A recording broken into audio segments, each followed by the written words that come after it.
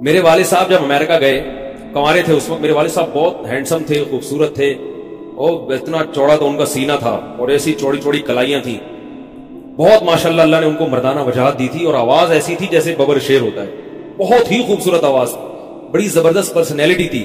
آپ جائیں بھی ہمارے محلے میں جا کے لوگوں سے پوچھیں کیا خوبصورت پرسنالٹی تھی والد صاحب کی ہمارے. جب انتقال ہوا ہے نا میرے والد صاحب کا تو پورا محلہ رو رہا تھا، پورا محلہ. مسجد کے امام صاحب جب بھی جنازے کا اعلان کرتے تھے نا تو روتے نہیں تھے، ہزاروں میتوں کا اعلان کیے تھے. میرے والد صاحب کا جب مسجد کے امام صاحب اعلان کر رہے تھے 3 دفعہ اعلان کیا، تینوں دفعہ روئے ہیں. اتنی لوگوں کو ان سے محبت تھی. تو یہ کیسے ہو گئی؟ یہ کیسے ہو گئی؟ کیوں اللہ نے ان کی محبت لوگوں کے دلوں میں رکھ دی، اور کیوں اللہ نے ان کو اتنا نوازا؟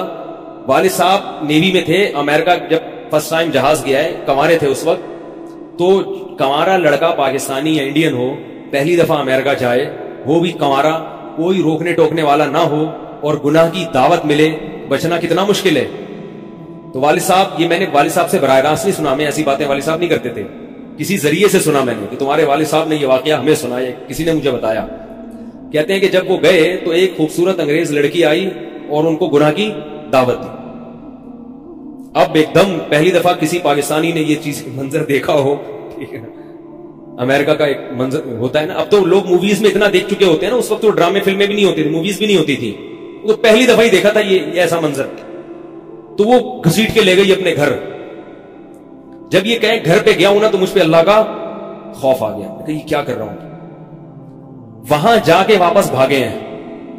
ادھر پہنچنے کے بعد وہ عورت غصہ ہو رہی تھی کہ اگر تم نے یہ کام کرنا نہیں تھا تو میرے ساتھ آئے کیوں میرا خرچہ کرایا تم نے، کیوں خرچہ کرایا میرا. تو آدمی اور شرمندہ ہو جاتا ہے نا کہ یار. تو والد صاحب کہتے ہیں کہ میرے دل میں خیال آیا کہ میں نے زندگی میں کبھی یہ گناہ نہیں کیا اور میں یہاں پہلی دفعہ آیا ہوں، اگر میں اس گناہ میں پڑ گیا اللہ کی نظر مجھ سے ہٹ جائے.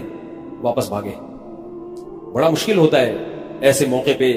اس وقت ان کی عمر ہوگی 22 یا 23 سال، زیادہ سے زیادہ 24 سال ہوگی. تو بھاگے واپس. تو والد صاحب کہتے تھے، جنہوں نے مجھے یہ واقعہ سنایا، کہ مجھے کہنے لگے کہ تمہارے والد صاحب کہتے تھے کہ اس کے بعد میری زندگی میں کیا آیا ہے؟ انقلاب. پھر اللہ نے قرآن کی تلاوت کی توفیق دی. حفظ قرآن تھا، بھول چکے تھے. روزانہ ایک قرآن پڑھنے کا معمول بنا کر، تاکہ قرآن دوبارہ یاد ہو جائے.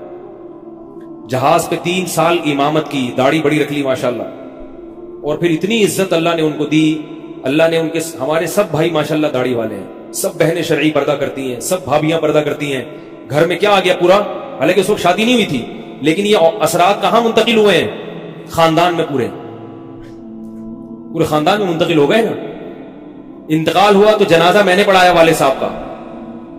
اگر اللہ نہ کرے اس برائی میں پڑ جاتے، ہمیں پتا چلتا کہ ہمارا باپ ایسا ہے، تو ہم ایسے ہوتے.